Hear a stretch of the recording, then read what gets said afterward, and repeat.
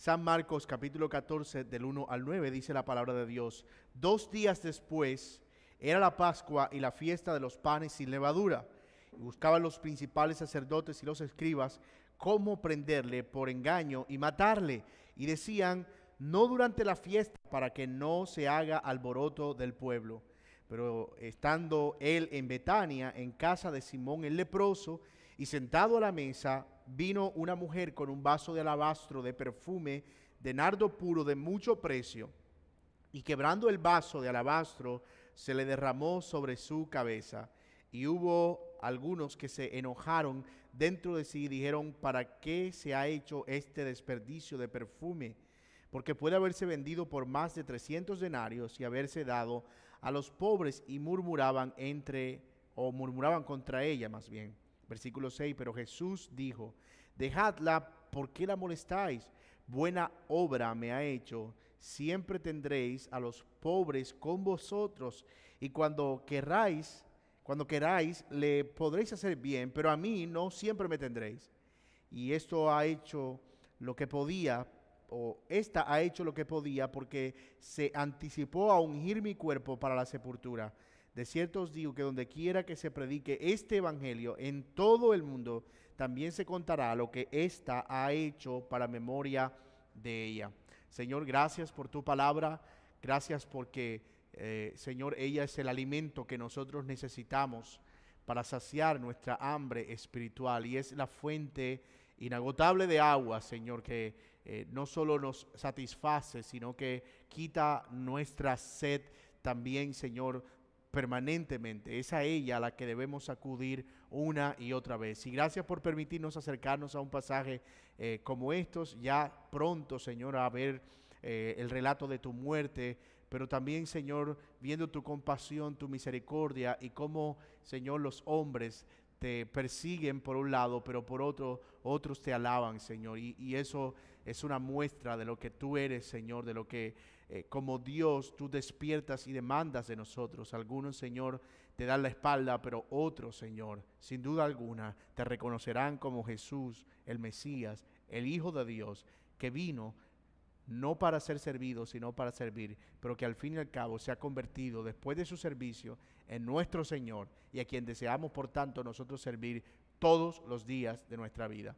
Gracias, Señor, por tu palabra, en el nombre de Jesús. Amén y amén. ¿Cómo puede alguien ser perseguido para ser asesinado y al mismo tiempo adorado como Dios? Esa es una de las grandes disyuntivas que nosotros vemos en los evangelios acerca del Señor Jesucristo, pero especialmente en este evangelio de Marcos. Si nosotros revisamos todo el evangelio, nos damos cuenta que continuamente se está presentando un contraste en el que Jesús, luego de hacer señales y milagros, prueba que Él es el Hijo de Dios. Algunos le reciben y le siguen, pero otros voluntariamente le rechazan y le dan la espalda. Aquellos que le siguen y le sirven se comprometen tanto con Él que sabemos que más adelante estuvieron dispuestos a dar su vida por el Señor. Pero aquellos que le rechazaron, vemos que por el contrario le persiguieron hasta darle muerte. No cabe duda tampoco entonces que este era el Hijo de Dios. No puede ser que alguien pueda provocar y despertar este tipo de emociones en aquellos que se enfrentan a Él. Y ciertamente no hay quien hoy en día pueda permanecer indiferente ante la figura de Jesús. Él es, mis amados hermanos, quien nos ha salvado, quien nos ha redimido, quien ha muerto en la cruz por nuestros pecados, y es Él también quien ha venido para servir a todos aquellos que Él había dispuesto desde su plan antes de la fundación del mundo. Entonces, cuando Él aparece en escena, no solo en el momento histórico en el que aparece, sino a lo largo de toda la historia, ha despertado estas sensaciones. Quienes le siguen, pero también quienes le persiguen, y de eso se trata nuestro sermón en esta mañana. El Hijo de Dios, perseguido en secreto, pero alabado y adorado en público. Pero alabado y adorado en público. Vamos a tener un poco de contexto. Recordemos que Jesús está ya en Jerusalén en lo que es la última semana de la Pascua, y también lo que sería la última semana de vida, por lo menos en cuanto a su misión en esta tierra. Los primeros días Jesús ha estado interactuando en Jerusalén en medio de un gran alboroto, hay mucha gente porque mucha gente llegó de otras ciudades para celebrar la fiesta de la Pascua en Jerusalén. Y de las cosas que Jesús ha estado haciendo es enseñar, pero también debatir con algunos fariseos y también mostrándoles que ellos tienen una religión falsa, que sus intereses son intereses desviados. Y ese ha sido básicamente, o esos han sido los días de Jesús en esa semana de la Pascua. Lo último que nosotros vimos fue precisamente esa confrontación que Jesús tuvo en el templo con escribas, con fariseos y con los herodianos, y cómo los desnudó al mostrarles que ellos eran los seguidores de una religión falsa que solo, como mencioné hace un momento, buscaba su bien y su interés personal. Pero aquí ahora nos encontramos ya probablemente en el martes o miércoles de la semana.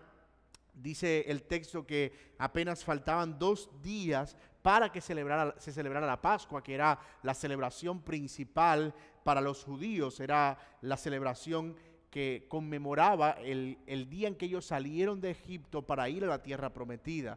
Era una fiesta muy particular porque en esa fiesta se ofrecían algunos sacrificios, y esos elementos representaban todo ese periodo de esclavitud que ellos habían tenido en Egipto, pero ahora la libertad que Dios les había dado. Parte de ese ritual era celebrar con pan sin levadura, también con especias amargas y sobre todo el sacrificio de un cordero, que recordaba que fue necesaria la muerte de un cordero en Egipto para que ellos pudieran salir sin que la muerte tuviera efecto en ellos. Entonces, esa celebración de la Pascua era una celebración muy, pero que muy importante, y Jesús está ahí, precisamente al borde de la Pascua, justo en medio de toda esa algarabía, experimentando todo esto que nosotros vemos en los pasajes que hemos leído en esta mañana. Así que vamos a abordar a estos que perseguían a Jesús en secreto y a quien le adoraba en público a la luz de 3 encabezados. Veremos en primer lugar los versículos del 1 al 2, el Hijo de Dios perseguido en secreto, y luego veremos los versículos del 3 al 4, el Hijo de Dios adorado en público, y luego veremos los versículos del 5 al 9, las reacciones a la adoración al Hijo de Dios, es decir, cómo reaccionaban ciertas personas ante el acto de adoración que se estaba dando a Jesucristo. Así que lo primero que nosotros vemos es un contraste allí bien interesante, ¿verdad? Lo mencionamos hace un momento. Mientras algunos persiguen a Jesús en secreto para matarlo, otros aprovechan la oportunidad donde están reunidos en público para adorarle y para derramar adoración delante de él, como lo veremos en un momento. Veamos nuestro primer encabezado. Miren lo que dice. 2 días después era la Pascua y la fiesta de los panes sin levadura. Y buscaban los principales sacerdotes y los escribas cómo prenderle por engaño y matarle. Y decían, noten esto que es bien curioso, no durante la fiesta, para que no se haga alboroto. Estos que se mencionan aquí, los escribas y también los sacerdotes, eran miembros de esa élite religiosa que se había convertido en la enemiga del Señor Jesucristo por causa de lo que Él predicaba, por causa del evangelio y la buena noticia que Él había venido a anunciar. Ellos venían para quitarle la vida porque pensaban que si Jesús seguía haciendo lo que estaba haciendo, los iba a debilitar políticamente. Iba a debilitarlos también en términos civiles, y iba de pronto a permitir que el Imperio Romano tuviera mucho más poder sobre ellos. También estaban cuidándose, y esto es algo que nosotros vemos más ampliamente en el Evangelio de Juan. Ellos estaban cuidándose de hacerle algo a Jesús en plena fiesta porque Jesús gozaba del favor de mucha gente. Entonces ellos decían, si nosotros lo prendemos aquí, le hacemos algo, es muy posible que la gente se nos venga encima y generemos un conflicto interno y eso nos traiga problemas con Roma, y eso no es lo que nosotros estamos queriendo. Así que ellos se plantean en medio de ese dilema una aparente solución. Ellos dicen, vamos a esperar que pase la Pascua para nosotros matarlo, porque no vamos a perder a toda la nación por un solo hombre. Nosotros vamos a matar al hombre para salvar a toda la nación. Si ese hombre sigue vivo es un peligro para nosotros, pero si nosotros lo matamos vamos a salvar a la nación. Qué paradójico es que ese razonamiento que ellos estaban teniendo sin saberlo era exactamente el plan de Dios. El plan de Dios era que el hombre muriera, Jesús, para que toda la nación pudiera ser salva a través de la fe en Él. Aunque ellos lo estaban concibiendo en términos políticos, eso era exactamente lo que Dios había planeado conforme a su plan. Y mis amados, aquí es donde nosotros debemos decir categóricamente, casi con una sonrisa, el Señor usa los planes, incluso de sus enemigos, para su propio bien. Es decir, no hay nada que salga del plan de Dios. Noten, ellos decían, nosotros no lo vamos a matar ahorita, que estamos en la fiesta, pero al final nosotros sabemos que Él murió en la fiesta. Lo mataron en la fiesta porque Dios había determinado que así fuera. Y no fue cualquier día de la fiesta, fue exactamente el día en que se sacrificaba el cordero. ¿Y por qué? Porque perfectamente, hermanos, era el cumplimiento de la profecía que Jesús sería entregado también como un cordero. Por más que ellos hicieron, todos sus planes al fin y al cabo terminaron coincidiendo con el plan soberano de Dios. Ellos pensaron un mal para Jesús, pero Dios había usado y usó todo ese mal para convertirlo en un bien. Cada plan que ellos idearon, cada paso que ellos dieron, cada decisión que tomaron en sus mentes, la de los escribas y los fariseos y los que perseguían a Cristo, en sus mentes eran las mejores decisiones que estaban tomando, pero no sabían que estaban llevando a cabo el plan soberano del Señor. Esto es abrumador, porque eso nos permite ver, mis amados, que el plan de Dios se cumplirá como quiera que sea. El decreto de Dios es inmutable, no hay nada que pueda cambiar la voluntad de Dios. Nada, e incluso nuestros intentos por cambiar esa voluntad serán parte de su voluntad. ¿Ha pensado usted en eso? Que a veces nosotros queremos evitar ciertas cosas y hacer que todas estas cosas no sucedan, o vamos a hacer esto, pero si lo piensas bien, tú terminas en la conclusión de que si nuestra vida está en las manos de Dios, incluso todo eso termina siendo el plan perfecto de Dios. Y eso no debe producir otra cosa en nosotros que asombro por la maravilla de Dios, por cómo Él controla todas las cosas, cómo controla las más pequeñas decisiones que nosotros tomamos, cómo controla las más pequeñas situaciones que nosotros experimentamos. Y yo lo he hablado muchas veces y lo he ilustrado desde este púlpito. A mí esa idea me abruma, me sobrecoge.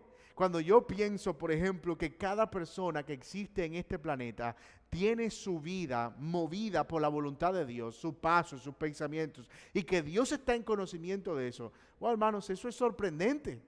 Es sorprendente. Yo salgo de aquí y me encuentro con el vecino y era el plan de Dios que yo me encontrara con el vecino y él se habrá encontrado con otra persona y él va a tener una conversación y esa persona con la que él tiene esa conversación es familiar de otro que tiene otra conversación con otro y todo ese entretejido de vidas y de rutas y de caminos que nosotros estamos tomando diariamente, cuando nosotros los analizamos bien nos parecen tan complejos, pero es precisamente eso complejo lo que nos permite asombrarnos del control soberano de Dios de todas las cosas.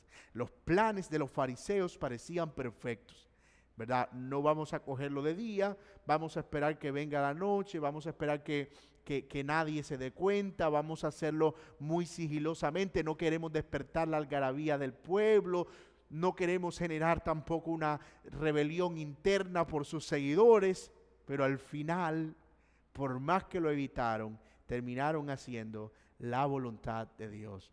Ahora, eso también debe darnos descansos en situaciones en las que a veces tenemos incertidumbre. Tú puedes estar seguro, mi amado hermano, que cada situación de tu vida está en las manos del Señor, que tú lo que estás pasando ahora, Dios lo está permitiendo, que puede ser que en el momento sea algo que tú no entiendes, que no comprendes, que no sabes por qué está pasando, pero Dios sí lo sabe, y Dios no solo lo sabe, Dios lo controla. Cuando nosotros incluso hacemos esfuerzos por retomar el control, nosotros, todo eso está dentro de su control.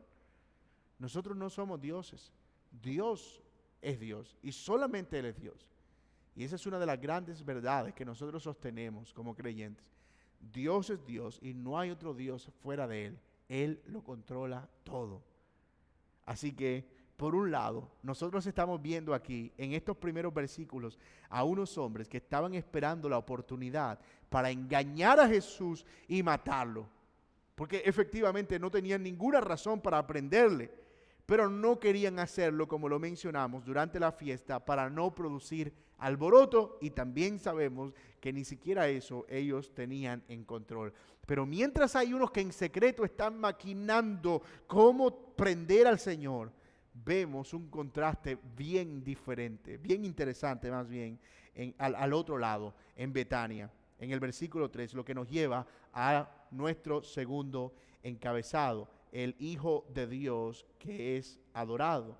El Hijo de Dios que es adorado. Mire lo que dice el versículo 3. Pero estando él en Betania, en casa de Simón el leproso, y sentado a la mesa, vino una mujer con un vaso de alabastro de perfume, de nardo puro, de mucho precio, y quebrando el vaso de alabastro, se lo derramó por su cabeza. Noten, hermanos, esta escena. Yo quiero que ustedes puedan imaginársela, no sin antes ubicarnos un poco en el contexto. Debemos recordar que mientras Jesús estuvo en Jerusalén, Él nunca durmió en Jerusalén. Él siempre iba a dormir a Betania, a la casa de 3 amigos que Él tenía, Marta, María y Lázaro. Para entonces Jesús ya había resucitado al hermano de ellas, a Lázaro.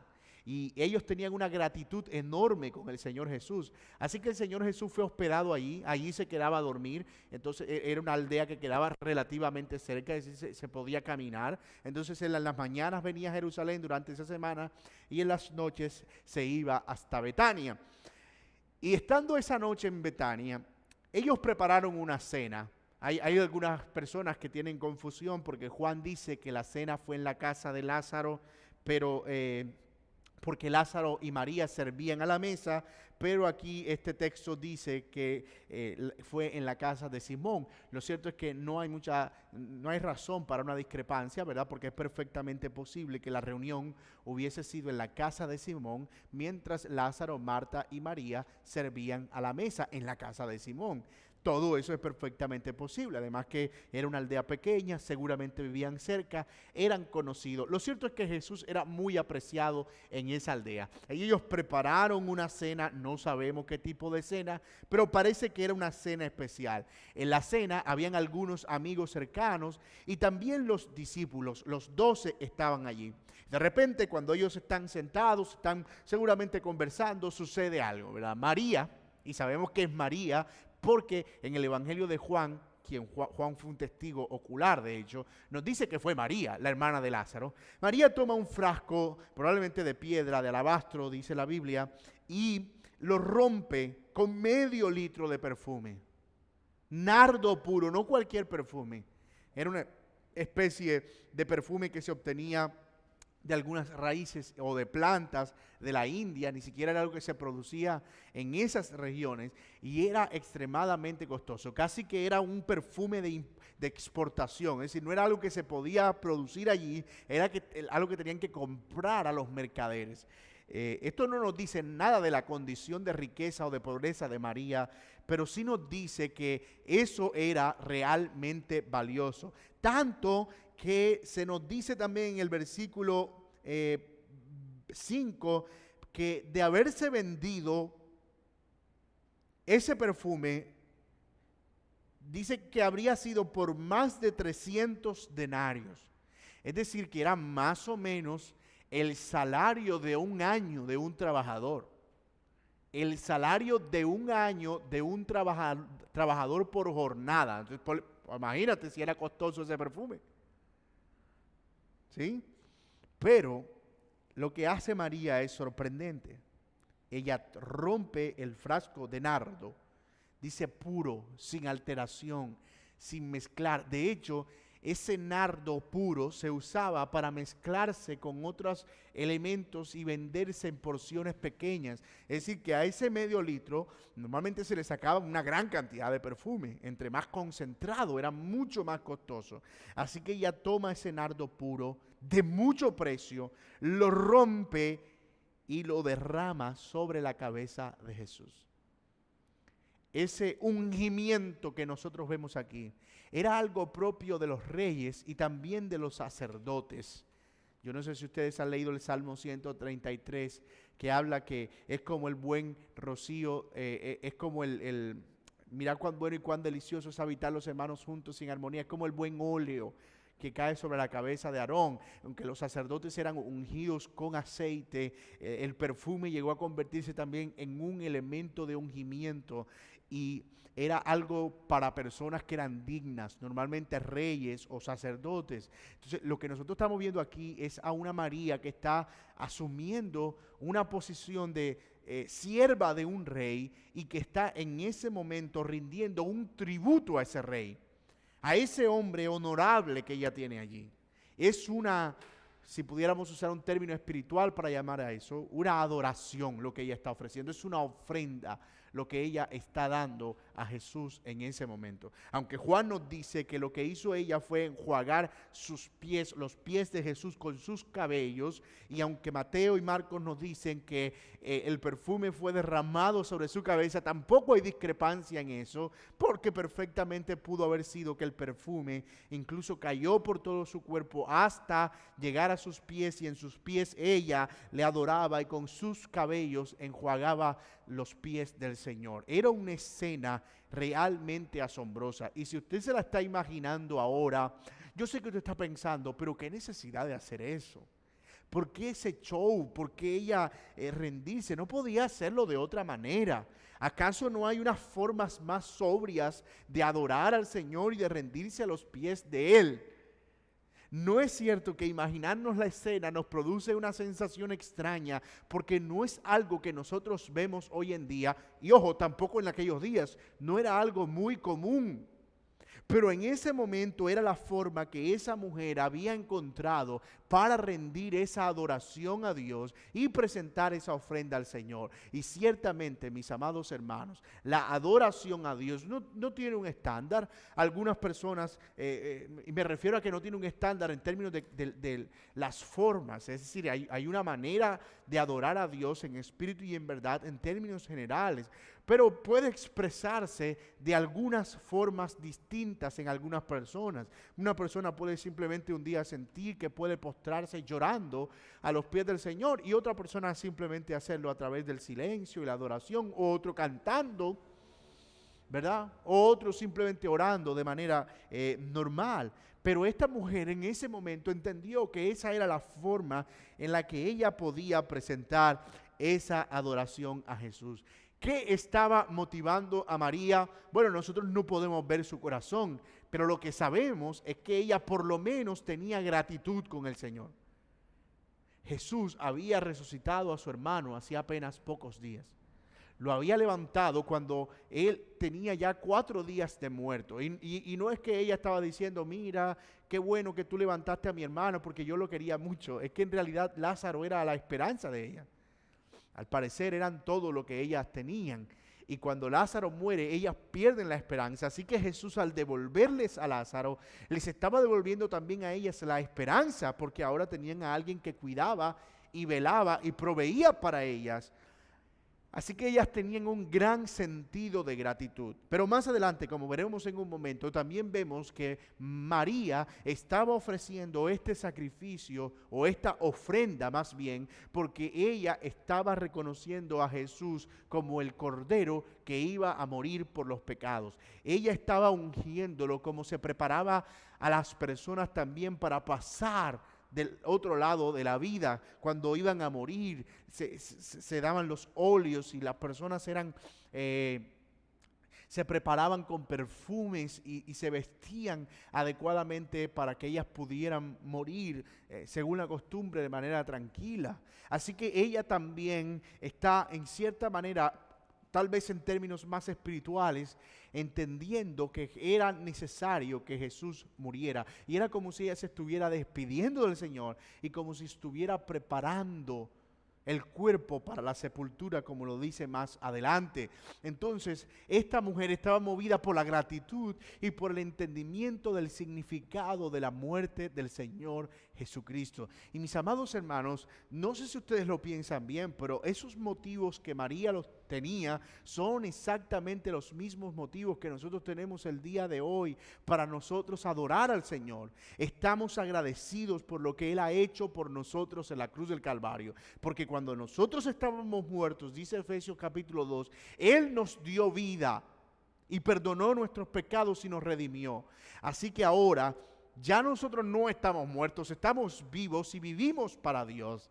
Así que hay un sentido de gratitud que debe mover nuestra adoración, pero también hay un entendimiento del Evangelio, la comprensión de lo que significa la muerte del Señor Jesucristo. El hecho de que Él haya tenido que morir por nuestros pecados, el hecho de que Él haya tenido que pagar y llevar y cargar el peso de nuestra culpa es algo que debe mover nuestra adoración. ¿Cómo debemos llevar nosotros nuestra vida a Dios en espíritu y en verdad? Y motivados ¿por qué? Por la gratitud y por el entendimiento del Evangelio, por la muerte del Señor Jesús por nuestros pecados. Ese es el motor, ese es el combustible de nuestra adoración. Esa es la razón por la que nosotros adoramos y servimos y nos rendimos a Dios con todo nuestro corazón. Esta mujer estaba entregando todo lo que tenía, estaba dando lo que ella consideraba valioso, lo estaba poniendo al servicio del Señor. Ella no estaba preocupada por las cosas materiales, ella no estaba preocupada por lo que estaba en ese momento entregando, ella estaba preocupada solo por el objeto de su adoración. Mis amados, ella no estaba considerando nada más valioso que su presencia. Y yo creo, mis amados, que ese es el entendimiento que nosotros debemos entender hoy. A veces pensamos mucho en lo que tenemos que perder para seguir y servir al Señor y rendirnos a sus pies. A veces pensamos mucho en las cosas valiosas de este mundo, pero ¿qué hay valioso en este mundo que no perezca? ¿Qué hay valioso en este mundo que no se acabe? ¿Qué hay valioso en este mundo que no desaparezca con el tiempo? Mi amado, no importa cuántas cosas nosotros podamos acumular y consideremos aquí de mucha reputación. Tal vez tu trabajo, tu casa, tus bienes, tus cosas, tus posesiones materiales, las consideres valiosas, pero delante del Señor nada de eso tiene ningún valor. Él es lo más valioso para nosotros. Y esta mujer lo estaba demostrando. Cuando entendemos quién es Jesús y lo que Él ha hecho por nosotros en la cruz, no nos queda más que entregar nuestra vida en adoración y rendición continua y permanente a Él. Pero mis hermanos, adorar a Jesús y rendirnos a Él y entregar nuestra vida a Él siempre va a generar reacciones. Hay personas que van a ver eso como exagerado, innecesario, y van a decir, pero ¿por qué? O sea, no puedes simplemente, no sé, ser un cristiano de lejos. No tienes que ser tan fanático, dicen, para referirse al hecho de que no tienes que congregarte cada domingo, ni tienes que estar orando, ni tienes que estar viendo toda la luz de la Biblia, ni tienes que estar pensando todo el tiempo en Dios. No tienes que ser tan exagerado. Siempre vamos a encontrar personas que en una posición tal vez menos comprometida van a ver nuestras formas de adoración como inconvenientes o inapropiadas. Y eso nos lleva a nuestro tercer y último encabezado, las reacciones a la adoración al Hijo de Dios. Miren lo que dice el versículo 4. Hubo algunos que se enojaron dentro de sí y dijeron, ¿para qué se ha hecho este desperdicio de perfume? Aunque Mateo menciona, Marcos también, que fueron algunos entre los discípulos que se enojaron, Juan nos dice concretamente que hubo uno que se enojó más que todos, Judas. Y Judas dijo, ¿por qué mejor no se vendió ese perfume y el dinero lo cogimos para darlo a los pobres? Pero Juan, que conocía muy bien a Judas, dice, él en realidad estaba diciendo eso porque él quería tener ese dinero, porque como él era el que llevaba la bolsa y de vez en cuando sustraía dinero de la bolsa, entonces él decía, ¿por qué mejor no vendimos eso para dárselo a los pobres? Este Judas era especial, ¿verdad? Y empezaron a murmurar contra la mujer, porque ella estaba dándolo todo. Era algo así como que, lo que le acabo de mencionar, no es necesario que tú lo entregues todo. No es necesario que estés dando tu tiempo, tus fuerzas y tus pensamientos y tu mente al Señor. Pero, ¿en qué más, hermano, nosotros podríamos invertir nuestras vidas sino en el Señor? ¿A qué más pudiéramos darle nosotros nuestra fuerza sino al Señor? Y ojo, que yo no estoy diciendo que eso significa estar metido todo el tiempo en el templo o en el lugar donde nosotros nos reunimos, o estar encerrado en un cuarto permanentemente en oración. No, significa más bien que cada área de nuestra vida esté impregnado de Dios y del Señor. Entonces, este Judas estaba enojado, precisamente. Es la primera reacción que nosotros encontramos allí. Hay quienes la religión les importa solamente por el beneficio que pueden obtener de ella y nada más, pero no tienen un compromiso real. Judas era de eso. Solo usaba la religión como un medio para obtener un beneficio de ella. Y por eso criticaba a quienes sí se la tomaban en serio. Y esa es una de las cosas que nosotros vemos en las personas que se toman no se toman en serio al Señor, ni la iglesia, ni las cosas de Dios. Una de las cosas que nosotros vemos es que siempre están observando a aquellos que sí se la toman en serio como quienes están desperdiciando su tiempo, sus fuerzas, sus recursos y todo lo que ponen al servicio del Señor. Pero es porque ellos tal vez solo están instrumentalizando la fe. La están usando para su propio beneficio. Y esto era Judas. ¿Qué puedo obtener de la fe? Eso es la fe para mí, lo que me genera algún tipo de beneficio, de rédito. Pero esta mujer no lo estaba viendo de esa manera. Ahora, cuando Jesús escucha esas murmuraciones, miren la reacción de Jesús y qué contraste el que nosotros vemos. Cuando Jesús escucha lo que ellos están diciendo, miren lo que dice, pero Jesús dijo, versículo 6, déjenla. ¿Por qué la molestan? En otras palabras, ¿por qué la critican? ¿Por qué le caen encima? Jesús sale en su defensa y dice, ella buena obra me ha hecho. Buena obra me ha hecho. En otras palabras, ella ha escogido hacer algo bueno para mí, en lugar de esto que ustedes están pensando. Y no es que fuera malo darle a los pobres, pero el Señor Jesús explica aquí en el versículo 7, siempre tendréis a los pobres con vosotros y cuando queráis podéis hacerle bien, pero a mí no siempre me tendréis. Jesús no está diciendo que Él es más importante en ese momento que los pobres, y efectivamente lo es porque Él es Dios.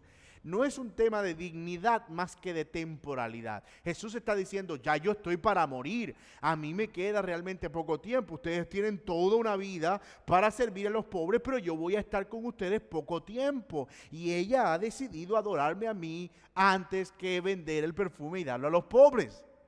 Mis amados hermanos, Jesús está alabando la acción de esta mujer, porque ella entendió que el tiempo que tenía para adorar al Señor era limitado y que ella debía dar al Señor todo su corazón, todas sus fuerzas y rendirse en una adoración genuina a su Salvador.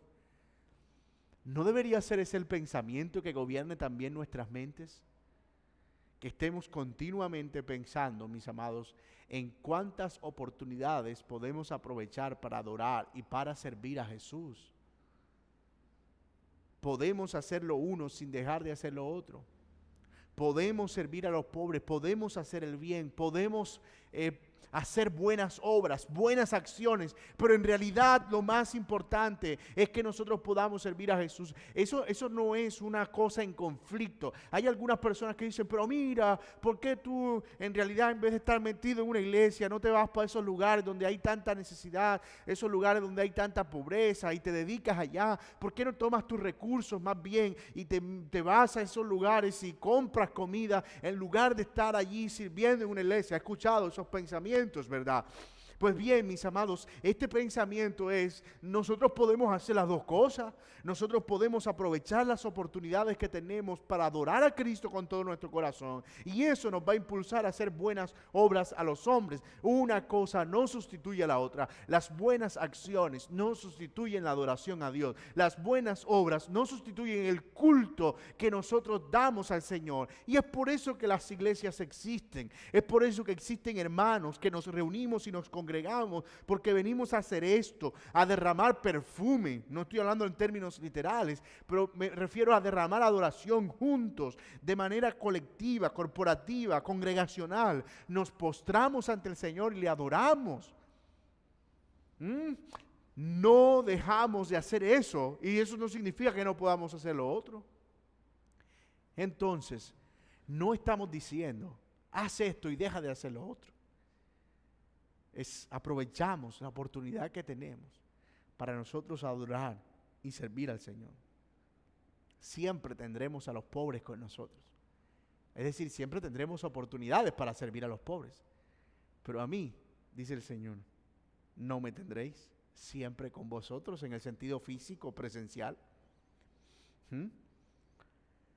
Versículo 8, dice Jesús, alabando todavía aún más, en contraste con la crítica de Judas y los otros discípulos, alabando la actitud de María, dice, esta ha hecho lo que podía. Interesante eso. Ha hecho lo que podía, porque se ha anticipado a ungir mi cuerpo para la sepultura, ya lo mencionamos. Ella se ha anticipado a ungir mi cuerpo para la sepultura.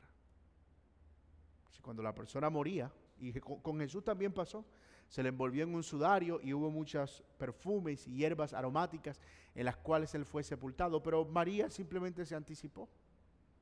Ella quiso hacerlo mientras él estaba vivo y se adelantó a ungir el cuerpo para la sepultura. Era una adoración al Cristo muriendo por los pecados, al Cordero de Dios que iba a morir para quitar el pecado del mundo. Y mi amado, ¿no tendremos nosotros más motivo de adoración al Cristo que se ha levantado de entre los muertos y que ahora reina por los siglos y que vendrá por nosotros? Si María estaba pensando en la dignidad de la muerte del Señor, ¿cuánto motivo mayor nos dará para la adoración el hecho de que Jesús ha resucitado de entre los muertos? Y hay otra cosa más interesante que Jesús menciona, y él dice, donde quiera que el evangelio sea predicado, también se recordará a esta mujer en todo el mundo y se contará lo que ella ha hecho. Una mujer derramó un frasco de alabastro de perfume de nardo sobre el Señor Jesucristo. En cualquier lugar donde el evangelio se predique, la historia de esta mujer será recordada, y eso es lo que estamos haciendo nosotros aquí hoy. Muy lejos de Jerusalén y muy lejos en el tiempo después que ocurrió esta historia, hablando de la belleza del evangelio y recordando lo que María hizo en adoración al Señor Jesucristo. María, la hermana de Lázaro. Mis amados, ciertamente el Señor Jesús lo dijo: todo aquel que se avergonzare de mí, yo también me avergonzaré de él en la presencia de mi Padre. Pero todo aquel que me confiese delante de los hombres públicamente, yo también le confesaré delante de mi Padre que está en los cielos. Todo reconocimiento público que nosotros hagamos de nuestra fe, y cada vez que nosotros rindamos adoración al Señor, está contribuyendo a la eternidad, donde estaremos con Él para siempre, siendo reconocidos como sus hijos. Un día el cielo y la tierra pasarán. Un día, como ciertamente pasó con María, la hermana de Lázaro, ella murió. Y nosotros también moriremos. Pero entonces nosotros estaremos siempre con el Señor, haciendo memoria a través de una adoración eterna de lo que Él ha hecho por nosotros en la cruz del Calvario. Jesús entonces reacciona defendiendo la actitud de esta mujer y alabándola por haber escogido la mejor parte, haberle adorado con todo lo que ella tenía a la mano. Algunas reflexiones finales, mis amados hermanos. En primer lugar, nosotros vemos al Dios soberano que envió a su Hijo en semejanza de hombre y que en su vida, por su mensaje, fue perseguido hasta la muerte. Pero vemos cómo esa muerte, que al parecer era injusta y mala, contra un hombre inocente, terminó siendo la salvación de todos nosotros. También, hermanos, hemos visto cómo el Señor nos llama a nosotros por la gratitud de lo que Él ha hecho y también por el recordatorio de que Él es el Cordero inmolado que fue a la cruz por nuestros pecados. Cómo Él nos invita en ese recordatorio a adorarle y a entregar nuestra vida a Él y a derramarnos en una adoración genuina por Él. Y cuando eso pase, cuando eso suceda, te vas a encontrar con personas que no van a estar muy cómodas, que no van a estar muy de acuerdo con la manera en que tú adoras y sirves y has entregado tu vida a Dios. Pero el Señor dice, eso hará memoria de nosotros. Eso es una obra buena que hacemos para el Señor. Eso es reconocerle como el Rey, como el soberano. Ninguna adoración es exagerada al Señor Jesucristo. Nada de lo que nosotros hagamos para Él es exagerado. De hecho, todo lo que nosotros hagamos no será suficiente en comparación con lo que Él merece como Rey. Pero mis amados, es lo que Él nos permite en su soberanía. Es lo que Dios nos permite en su bendita y santa voluntad. Que Dios nos ayude, mis amados, a tener un corazón cada vez más sensible a la adoración. Que podamos entregar todo al Señor y no solo una parte. Que podamos derramarnos en adoración a Él. Que podamos considerar su sacrificio y su muerte en la cruz del Calvario. Que podamos abandonar la fe superficial y esa devoción tibia y poco efusiva. Y que podamos volcarnos a una adoración genuina y verdadera. Ese culto racional en el que entregamos toda nuestra mente, todo nuestro corazón, todo nuestro cuerpo, toda nuestra alma al Señor. Es momento, mis amados, de que tomemos al Señor tan en serio que le entreguemos todo lo que nosotros somos. Que así sea.